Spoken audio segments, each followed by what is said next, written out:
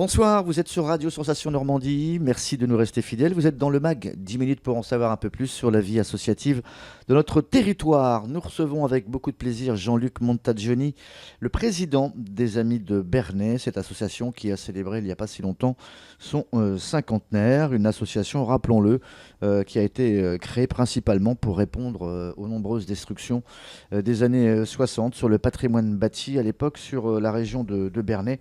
Société historique et archéologique, les Amis de Bernay, avec Jean-Luc que nous allons donc questionner sur les prochaines activités estivales et pourquoi pas se projeter un peu vers la rentrée du mois de septembre. Jean-Luc Montagioni, bonsoir. Bonsoir. Des activités de l'été, il y a celle qui se termine en ce mois de juin. Il y a eu une petite sortie dans le département il n'y a pas très longtemps. Tout à fait, on a eu une sortie le 14 juin sur des petits musées comme le musée du peigne et de la parure à Aisy-sur-Eure. Petit, il n'est même pas petit ni par les dimensions ni par le sujet traité, mais il est très peu connu. C'est le musée du cinéma Jean Delannoy à Bueil. Bon, il y a un musée du cinéma tout à fait intéressant et vivant parce que ses collections et ses présentations évoluent en permanence. Donc, dans le passé, on essayait de rentrer dans des propriétés privées, de visiter des domaines privés. C'est maintenant de plus en plus difficile, mais on s'aperçoit que tous ces musées qui font vivre l'anime à territoire, ils sont très peu connus des territoriaux concernés, comme par exemple les Aurois ou les Bernayens. Donc, là, ça a été une découverte pour les 40 participants parce que peu de gens pensent à aller dans des musées qui sont près de chez eux. Ils pensent à aller visiter des musées quand ils sont en vacances, mais des musées près. Donc on a l'impression d'avoir rempli un objectif, là, d'avoir le musée du cinéma. Musée du cinéma Jean Delannoy, qui est basé, qui a été constitué à la suite d'un legs du cinéaste Jean Delannoy à la commune de Bueil. Et donc, c'est un site industriel qui était reconverti en musée. Donc, il y a à la fois, cette année, ils ont centré leur exposition 2018 sur Belmondo. Mais autrement, on peut voir un César, par exemple. On en parle toujours, mais on n'a jamais vu un César de près. Bon, c'était une petite émotion de voir un César. Mais autrement, il y a beaucoup de techniques, beaucoup d'appareils de cinéma, d'appareils aussi bien de prise de vue que de toute l'instrumentation qui est nécessaire à la réalisation d'un film, mais aussi la projection. Et puis ce que je considère, là j'ai plutôt un réflexe historique et archivistique, il détient tous les exemplaires d'auteurs des films de Jean Delannoy, donc les exemplaires qui sont vraiment les productions de l'artiste avant le passage à la censure et avant que les circuits commerciaux du cinéma aient décidé de couper certaines parties du film parce que c'est trop long.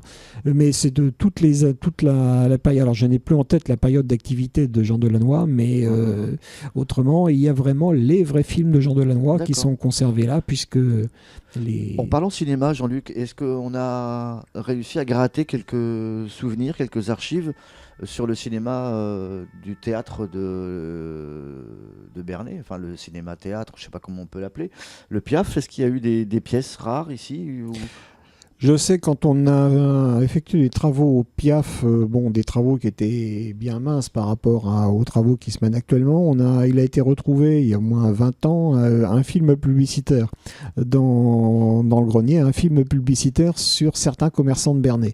Donc c'était monté sur la structure d'un brave paysan qui arrive de la campagne et qui est mal chaussé, mal fringué, mal coiffé, puisqu'à l'époque les hommes portaient chapeau, et donc on lui dit mais il veut faire des rencontres, et puis on lui dit mais habillé comme tu es, tu vas trouver que des gardiennes d'oie, donc on l'invite à aller refaire sa garde-robe, et il visite le Chapelier, je crois que ça s'appelle les Fantaisies d'Oscar, et donc finalement c'est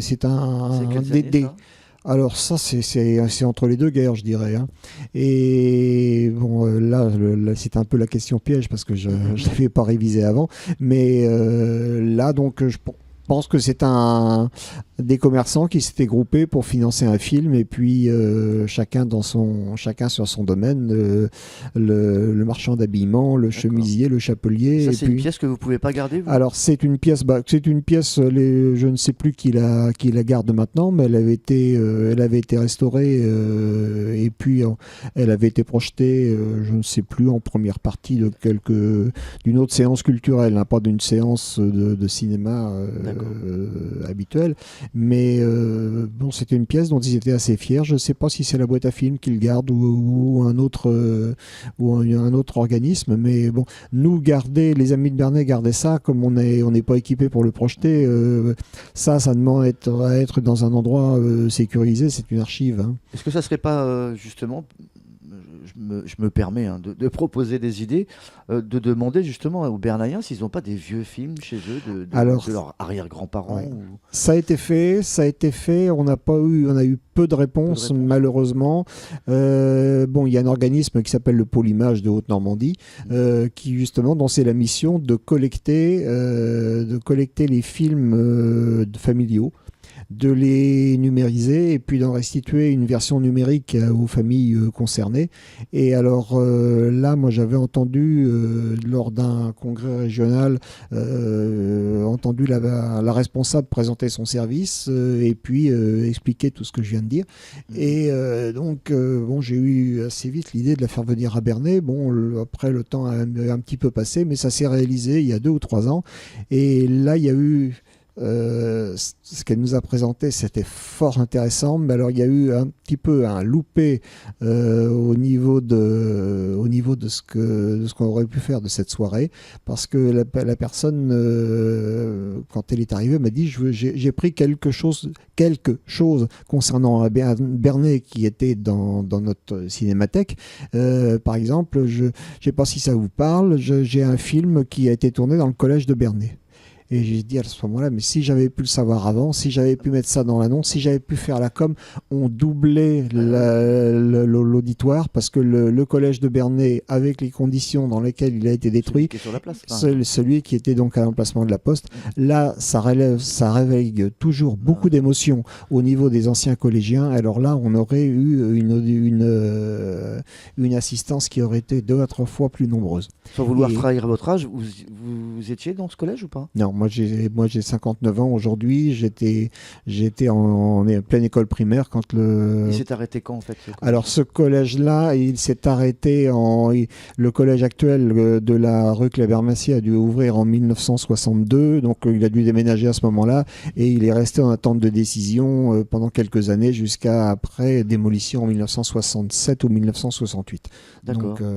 Donc c'est des gens qui auraient en fait 60-70 ans? Oui, c'est des gens qui auraient effectivement 60-70 ans. Collège, etc. Alors on n'y pas sûr, on y allait jusqu'au bac, parce que autrefois collège, bon, même s'il s'appelait officiellement lycée, pour les vieux Bernayens, c'était toujours collège. Je crois qu'il doit y avoir un lycée dans les préfectures et des collèges dans les sous-préfectures. C'est une histoire d'appellation qui ne correspond plus aux appellations, plus exactement aux appellations actuelles. On va se retrouver pour une prochaine émission, Jean-Luc, où on parlera un peu plus de l'abbatiale. Je reviens, puisqu'on a encore quelques secondes, sur un article que j'ai trouvé sur votre site qui concernait le bulletin de l'an dernier. Et j'ai cru apercevoir une ligne sur le bombardement de Bernay. Moi, je croyais que Bernay avait été épargné.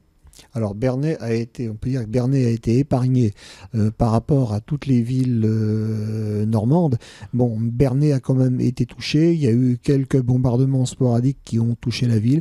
Il y a eu quand même une trentaine de victimes. Bon, pour moi, tant qu'il n'y en a pas 0, il y en a toujours de trop. Quel secteur c'était? Alors, il y en a une qui était tout près d'ici, à l'angle de la rue du Général de Gaulle et puis de la place de Verdun. Il y a eu l'ancienne gendarmerie. La gendarmerie à l'entrée de la rue Bernard-Gombert aujourd'hui qui a payé durement parce que les 2 bâtiments ont été touchés qui abritaient les bureaux et l'immeuble des familles. Donc les 2 bâtiments ont été touchés. Autrement, il y a eu... Non. La gare en elle-même, les installations ont eu quelques dégâts, mais la gare en elle-même, non. Il y a eu l'étude d'un notaire, rue Auguste Le Prévost. Là, je crois qu'il y a eu 7 ou 8 morts dans la même maison. C'était en août 43, c'est ça? Alors, le premier était en août ou en mai 1943. Celui dont on parle dans le bulletin, en fait, c'est qu'on a eu la chance de mettre la main sur une photo. Donc, on a une photo de la maison bombardée qui n'a pas été reconstruite d'ailleurs, qui était à l'angle de, comme je l'ai dit, là, de la place et de la rue du Général de Gaulle. Et puis l'épicerie en face qui a été reconstruite, maintenant n'est plus une épicerie, mais qui était reconstruite légèrement en retrait en face. Donc là, il y a eu un mort.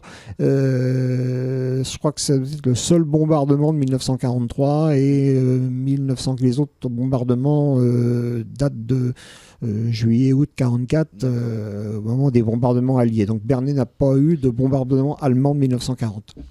Merci Jean-Luc Montagioni, on se retrouvera très très vite et on parlera cette fois-ci de l'abbatiale. Bonsoir.